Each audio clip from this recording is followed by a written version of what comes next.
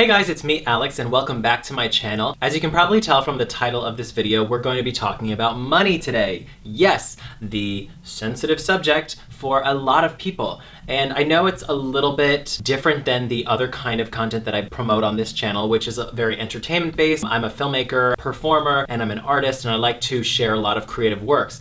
But I just think it's really important for my fellow creatives and my fellow artists to know how to handle their money. I was inspired to make this video after having multiple conversations with a lot of my friends who are also millennials, and I just realized that they weren't comfortable talking about money. They felt overwhelmed. They didn't know where to park their money. They didn't know what a Roth IRA was, or they didn't know which kinds of accounts could get them a little bit better interest than just a standard checking or savings account. They didn't know, what kind of interest they could gain on other things, and they didn't think outside the box in terms of ways to put more money in their pockets. I started realizing that, my friends didn't have big savings, and they were worried that they may never achieve their financial goals. Instead, they had a lot of debt, they had a lot of stress. I want to make this video to encourage you to start putting positive and empowering financial habits in place now, even if you're starting with a couple pennies. I mean, it's just about getting the habits started, and then once you get used to it, you add to it, you add to it. Everything is a snowball effect. You just gotta start. I've had friends say, I don't want to think about money because I've got so much debt, so what's the point? Or, I don't have enough money. And yet I also see them living beyond their means and just spending their money to live for now. I'm not going to go into living below your means and minimalism in this video, which I think are great to consider, but instead I want to highlight some of the ways that I currently make money to hopefully inspire you to think about ways that maybe you could be bringing in more money into your pockets. So tip number one is selling on eBay. Yes, when I mention this to some people, some of them are like, eBay, really? Like people are still selling on eBay? And yes, eBay is a thing. eBay is a real thing, and I have made a good chunk of money on eBay. I've made a good decent amount of money, and I was really inspired by this book that I read, and I'll link that book in the video description below if you want to check it out. I came across this book called The Automatic Millionaire by David Bach, and in this book he had a chapter on eBay and how this woman started selling designer boxes on eBay. Like she just had these leftover designer boxes, maybe like Tiffany & Co., and she put it up on eBay and she started selling them. That quickly actually became a business and a huge source of income for her. So you just never know. And I've sold old college t-shirts. I've sold a box, literally a Warby Parker box on eBay. So I put a box in a box to sell it on eBay and made money from that. I sell anything, used shoes, like anything. If you put it up there and it's on there long enough, somebody's gonna buy it. And I love that because that's kind of like my play fund. It's like that money that racks up in my PayPal account, that is what I'll use to go and make like those, purchases those want purchases, like new clothing or whatever. So I would say, look around your home right now, take a bunch of pictures, upload it, and then just wait for people to start bidding on your stuff. Facebook Marketplace is also a great place to sell online. I've also had a lot of success there as well.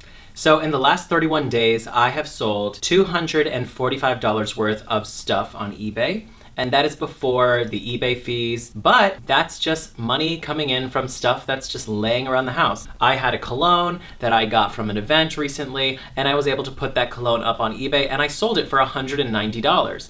It was a really fancy cologne, and I actually wanted a bit more for it, but I did sell it to $190. So as soon as that person decides to purchase that, I will be able to ship that out, and I have put money in my pocket. Tip number two, if you do online shopping, why not get money for doing the thing that you're already doing? That's why I really like Rakuten. And every time that I am going to do online shopping, I will make sure that Rakuten is activated and make sure that that online retailer is working with Rakuten to provide cash back to online shoppers. Just make sure that when you are shopping online that your online retailer is in partnership with Rakuten, and make sure you get the Google Chrome extension so that it's just like a widget right there on your browser. So anytime that you are shopping for something, it will alert you that there is cashback opportunity and to activate it while you're surfing the website. I remember getting a check from Rakuten for maybe about $40-something, and it was from cash back that I was getting from purchasing things online. It is just the most exciting exciting thing to think, wow, like had I not done this, I wouldn't have had this extra money, which then I can go out and use to buy more stuff that I want. So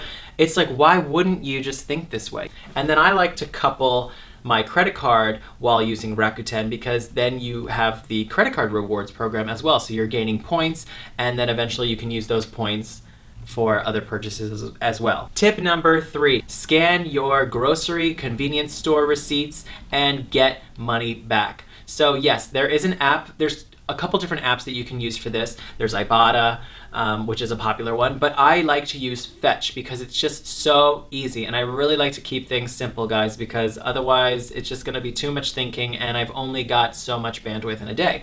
So if you're like me and you wanna keep things simple, I really recommend Fetch. The app Fetch is great if you just want to scan any receipt that's from a grocery store or a convenience store and just be able to rack up points. You get 25 points per receipt, but if there is a branded product that is having like some sort of special offer, you can get even more points for that scanned receipt. I will leave a referral link down below so that you can get a couple points upon signing up. And then of course, I get a kickback for that too. And it's just like, you know, we're helping each other out. It's a really awesome app, and it's so easy. And you don't even have to scan your own receipts. You can go and like pick up a bunch of receipts from like the grocery store or the supermarket, and then just like scan, and you're slowly racking up points. And you can do this while you're like watching Netflix or something. And then before you know it, you've got points, and I just hit $10 worth of points. Now I can use that towards Macy's or any like online retailer that is on the list on the Fetch app. And so I really recommend it, and I would suggest that you guys check it out too. I think it's really great. Tip number 4, another way that I like to make money right now is by putting my money in a brokerage account and investing it in something safe like an index fund, as well as putting my money in a certificate of deposit when interest rates are higher. I like an interest rate that is at least 2%, and putting my money in a money market account. These types of accounts are going to give you a much better interest rate than a checking or savings account, which are literally like, I'd have to Google like the numbers. So currently Chase offers an interest rate on their checking account, which is literally so low, it's 0.01%. So if you've got $10,000 in the bank, 0.01% of $10,000 is going to be $1. So that's a really, really terrible place to put your money. Instead of doing that, you could open up maybe a savings account or a checking account on an online bank like Ally Bank. I have an account with Ally Bank, which is it's like a CD that I can withdraw money from. But I just want to touch on their online savings account. Right now they have an online savings account that has an annual percentage yield of 1% versus Chase's, which is 0.01%.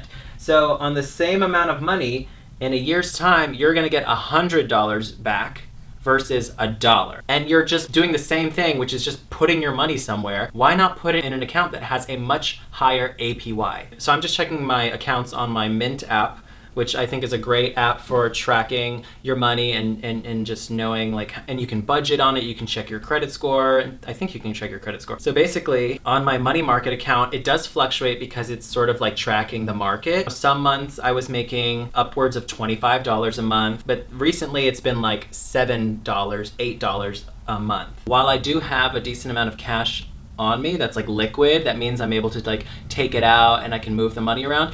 I do have a good portion in either a retirement account or CDs, and I can't touch that for maybe a couple years. I have a 60-month certificate that has a dividend rate of 2.713%. So that's really great. And every month I am getting like around $23 a month. And then I have another certificate which has a 2.225% dividend rate, and every month I'm getting about $550. I don't have a ton of money, you know, that's relative. That really depends on like who I'm comparing myself to, but I don't really have the kind of wealth that, you know, my financial goals, like the financial vision that I have. I'm not reaching that right now, but I'm just sharing this to kind of serve as inspiration or motivation that like you can start with what you have and just start the process, and you'll be excited by, ooh, $25 $25 or $30 extra a month that I don't even have to work for. You know, that just comes into my account without me having to do anything. And I can pay for a gym membership with that. When you start putting your money in what I call an asset, or what's known as an asset, which is going to be an income producing thing, versus a liability, which is an income destroying thing, I like to have my money invested in things that are going to bring me more money. Whatever I pay to have, I want that thing to then pay for the other things that I'd like to have. That's why eventually I'd like to own like a rental property one day, because then I could build more equity and have a tenant pay down the mortgage, and then that way I'm able to afford other things in life. And there's a reason why the wealthiest families in the world have a huge real estate portfolio. So that's definitely a goal of mine, and I understand that as a millennial and the path that I've chosen, it's a very long road to get a down payment to a house. So I literally take it one day at a time, and I just instill these practices so that over the long term, I'm getting closer and closer to that goal. Another reason why I prefer to make money through a business or through investments is because those are less taxed than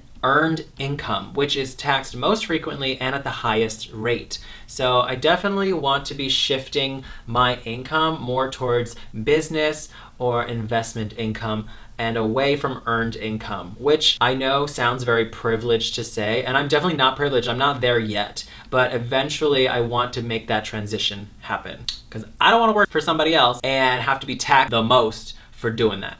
It's hard out here. I like the idea of my money working to make more money. For my money to work for me, not the other way around. I don't want to exchange my time and energy for money. Like, I want more time for my life, you know what I mean? And yes, I understand that you will need a decent amount of money to be able to bring in a good amount of these interest payments every month, but I didn't always have it like that, and I still don't have it like that, if that makes any sense. Like, just start the habits now. If you make $5 a month from it, those $5 are gonna get you a cup of coffee that you didn't have to work for. Like, that's exciting. And tip number 5 is another thing that I like to consider, which is freelance work. Go on FIVERR, go on UPWORK, think about the skills that you already have and try and package it in a way where you could find your own clients online and make some side income doing that. Put a portfolio together, put a resume out there, and create a profile on these websites and start pitching yourself to clients. Right now, I'm editing short form videos for this Instagram account, nonprofit organization. They saw my work on Instagram and we connected, and they asked me to make some videos for them, and they're paying me for each video.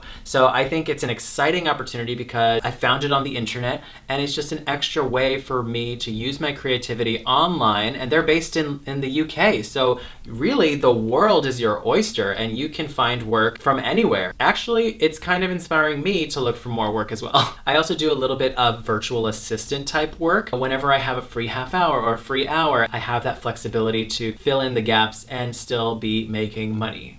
Something flexible is really important in today's day and age. And if you know how to retouch photos, if you know how to edit video, if you know how to do copywriting, these are really great skills to go and look for freelance work on the internet. Also, voiceover work, that's something that I want to explore. People are doing voiceover work, and if you have a little setup at home, that's perfect. Thank you so much for watching. I hope that this got your mind thinking. These are tips that I've found along the way that worked for me, so I'd love it if by me sharing this knowledge, it might inspire you to do the same thing and kind of motivate you to think, oh, maybe, you know, I could try it because he's had success with it. So let me try and like sell something online or find a freelance gig or put my money in an account that's going to give me much better return than something that's 0.01%, which, like, you know, we can't live off that in today's day and age. And full disclaimer, I am nowhere near my bougie lifestyle that I definitely want to be having, but you know, I'm setting myself up for success. It's important for my fellow creatives and artists to be fiscally responsible, and this is another subject that I'm recently in the past couple of years passionate about, because